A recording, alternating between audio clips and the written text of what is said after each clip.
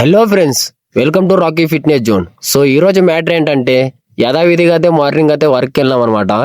So వర్క్కి వెళ్ళిన తర్వాత ఈవినింగ్ అయితే జిమ్కి వచ్చేసి మన వర్కౌట్ వచ్చేసి ఈరోజు చెస్ట్ అండ్ ట్రైసెప్స్ షోల్డర్ అనమాట. సో మన ఛానల్ ఎవరైనా కొత్తగా చూసింటే లైక్ చేసి సబ్స్క్రైబ్ చేయండి, అలానే బెల్ ఐకాన్ని ప్రెస్ చేయండి.